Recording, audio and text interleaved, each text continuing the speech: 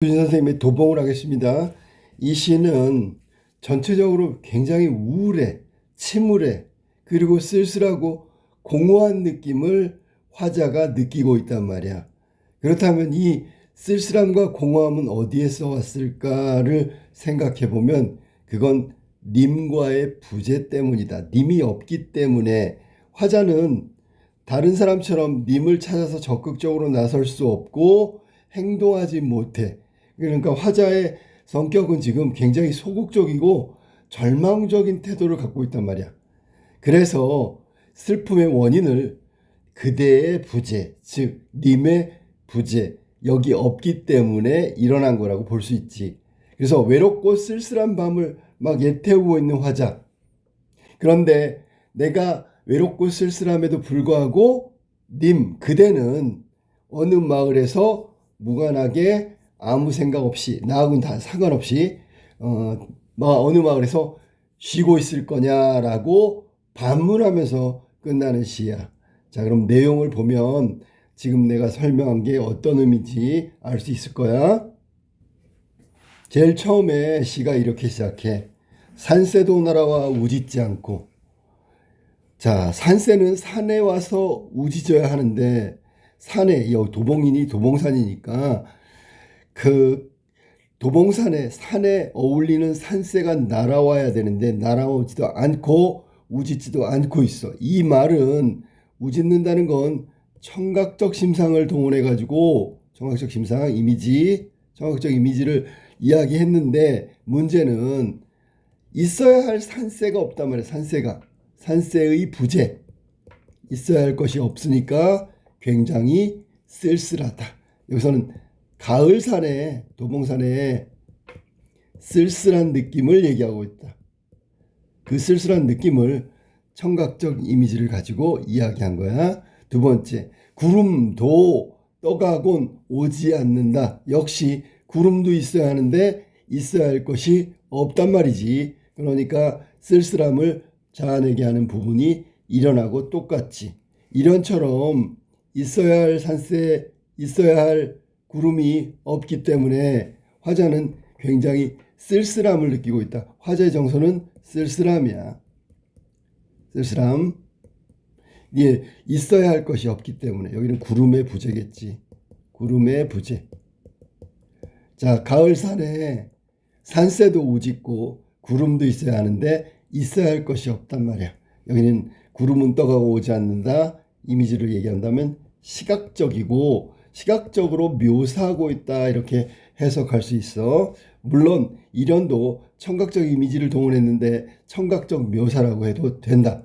그 다음에 인적 끊긴 곳, 사람의 자취가 끊긴 곳, 홀로 앉은 가을산의 어스름 이렇게 했기 때문에 시적 화자의 정서하고 가을산의 어스름은 거의 유사한 정서를 가지고 있다. 그렇다면 가을산에 인적이 끊겨 있어. 그러면 시간과 가을, 산이라 했으니까 공간을 얘기하면서 시간과 공간을 가지고 여기는 화자의 정서, 정막, 쓸쓸함을 이야기하고 있다. 그러니까 화자의 정서와 가을산의 분위기가 거의 비슷하단 말이야. 자, 그 다음에 호이호이 소리 높여 라고 했는데 나는 누구도 없이 불러보나 라고 얘기했으니까 누구도 없이 불러보나 이건 해석을 잘해야 되겠지. 이거는 의역을 하면 누가 들으라고 호이호이 불러보나 라는 얘기야. 그렇다면 대상의 부재를 의미한다. 대상의 부재. 즉 내 얘기를 들어줄 사람, 대답할 사람이 없어. 그런데 나는 부르고 있는 거야.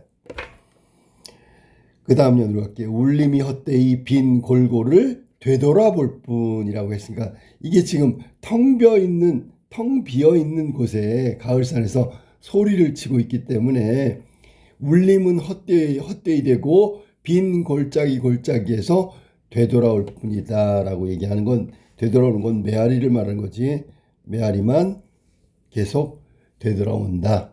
이것도 역시 나 혼자밖에 없다는 외로운 혹은 홀로 남은 화자, 이걸 갖다가 혼자라는 사실을 확인하고 있는 거지. 지금 역시 나는 혼자야 라고 느끼게 만드는 거지. 그지? 그 다음에 산끈을 길게 느리며 붉은 해는 넘어가고, 지금 계속해서 이 배경도 있잖아. 배경 산그늘이 길게 늘어지면서 그림자가 드리워지면서 붉은 해는 넘어가고 있다. 배경도 역시 쓸쓸함을, 화자의 정서를 심화시킨다. 배경마저도 이렇게 쓸쓸하다. 그리고 여기서는 시간의 경과도 함께 얘기했다. 시간의 경과, 시간이 지나가면서 점점 어스름한 밤이 되고 붉은 해는 넘어가고 있어.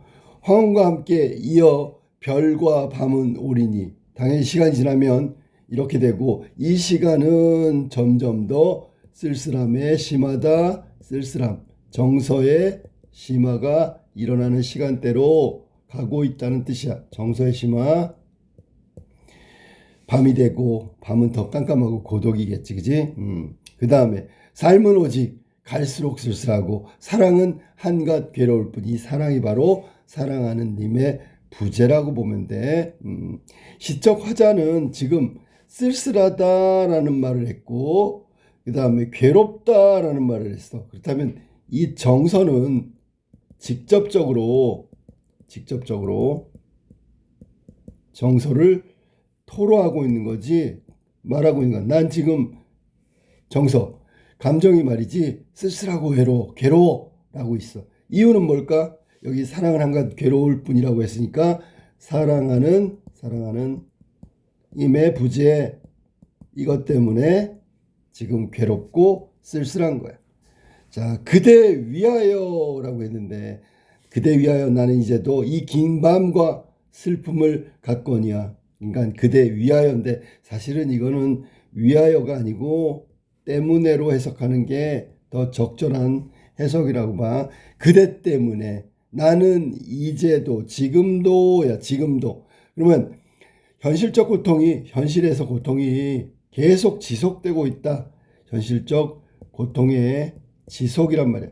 전부터 쭉 해서 이제도 이 긴 밤과 슬픔을 갖거니와 라고 얘기했으니까, 여기도 똑같이 슬픔이라는 정서를 그대로 직접적으로 토로하고 있다라고 생각하면 돼. 갖거니와라는 얘기는 원래는 이게 일상적인 말로는 종결형 어미로 사용되지 않는 건데 마침표를 거기다 찍었단 말이야. 알았니? 그러니까 여기 지금 긴밤과 슬픔을 갖거니와, 독자의 상상력, 여기 여운을 갖거니와, 이는 종교노미가 아닌데 여기다가 지금 찍었다면 이건 독자들에게 시적 여운을 맡기는 거지. 자, 시적 여운을 독자에게 전가하고 있다. 이렇게 해석하면 돼. 갖거니와를 해석하면 된다. 그 다음에 이 밤을 그대는 나도 모르는데, 이 말은 님을 그리워하고 있는데, 그대는 나도 모르는, 내가 알 수 없는, 여기서는 나와 관련이 거의 없는, 그러니까 내가 지금 모르고 있다는 얘기는 님과 헤어지고 난 다음에 님에 대한 걸 전혀 모른다는 얘기잖아. 그렇다면 이거는 완전한 이별을 의미하는 거고, 어느 마을에서 쉬느냐라고 했으니까 나는 이렇게 애타게 슬프고 괴롭고 쓸쓸한데 그대는 완전히 나를 잊고 어느 마을에서 이렇게 편안히 쉬고 있느냐라고 얘기한 거야. 자, 지금 이게 이제 박두진의 도봉이라는 시인데, 지금 선생님이 계속 설명을 했는데 제일 많이 등장하는 말은 뭐냐면 쓸쓸함이야. 그리고 괴로움이야. 그리고 적막함이야. 뭐 이런 거야. 전체적인 분위기가 아주 암울한 분위기지. 그렇다면 시의 화자는 왜 이렇게 암울할까? 그러면 본인 스스로의 암울함이라기보다는 사랑하는 님이 옆에 있어야 되는데 없는 상황과 님과 완전히 이별한 상황 때문에 괴로워하고 있는 것이고, 그러면 그 괴로움의 원인은 외부에 있다. 즉 님과의 이별에 있다라고 생각하면 돼. 자, 그리고 이 님이 없는 상황에서의 도봉산 의미가 없다고 얘기해야 되겠지. 왜냐하면 인생도 여기서는 인생도 쓸쓸하다 그랬고 사랑도 괴롭다고 얘기했어. 이 말은 사랑하는 님의 부재는 결국 도봉산이라는 공간도 쓸쓸하고 적막한 공간으로 느낄 수밖에 없다는 거지. 그리고 이 시는 멀리 있는 모습부터 가까운 모습으로 바뀌어가고 있으니까 원경에서 근경으로 시상이 전개되고 있다라고 얘기하면 되고, 원경은 외부 세계인데 외부 세계에서 내면으로 정서로 이동하고 있다. 이게 이제 시상 전개의 핵심이라고 생각하면 돼. 전체적으로 굉장히 조용하지. 그리고 사색적 분위기가 짙고 우울하고 쓸쓸한 우수가 느껴지는 시라고 보면 돼. 그러니까 보통 이 자연물을 얘기할 때는 예찬이 대부분인데 여기서는 그런 겉으로 보여지는 경치나 뭐 이런 것들보다는 다소 다분히 철학적이고 내면적인 것으로 흘러가고 있는 시라고 보면 된다. 자, 이 시는 자 정리할게. 당연히 자유시 서정시고 성격을 보면 굉장히 사색적이다. 님이 없는 상황에서 여러 가지 상황들을 깊이 생각하고 있고 관조적이다라고 얘기하면 되겠는데, 관조가 뭐냐면 쉽게 얘기하면 대상을 관찰하고 거기서 인식하고 깨닫는 걸 말하는 거야. 그러니까 인식과 깨달음이 나오면 관조라고 생각하면 되지. 혹은 일반적인 대상에 대해서 깊이 있는 철학적 사고, 철학적 사유로 이행하게 되면 관조라고 얘기하는 거야. 그러니까 예를 들면 경치를 보면서 인생을 생각하게 되고 알게 되고, 그 다음에 뭐 자연물을 보면서 사랑이 뭔지 의미를 깨달아서 그러면 관조적이라고 하는 거야. 그리고 이 시의 어조는 아까도 얘기했듯이 굉장히 쓸쓸하고요.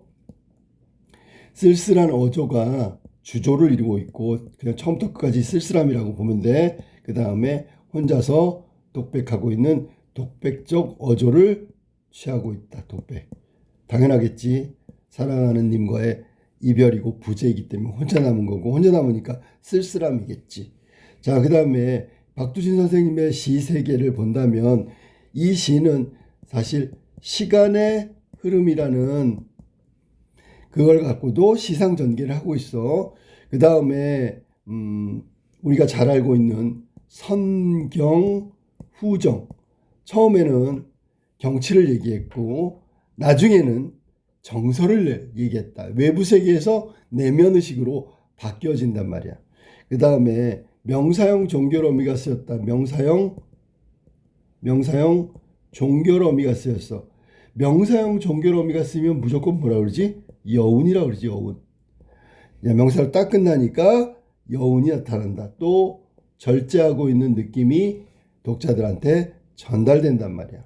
그리고 여기는 박두진 선생님의 시에 보면 대부분 굉장히 나열하는 게 많아. 나열. 막 여러 가지를 막 자연물을 얘기한다면 자연물들을 연속적으로 나열하는 게 많은데 여기는 나열이 없단 말이야. 그러니까 일반적인 박두진 시에서 좀 벗어난 경향을 보이고 있는 시가 바로 도봉이란 시야.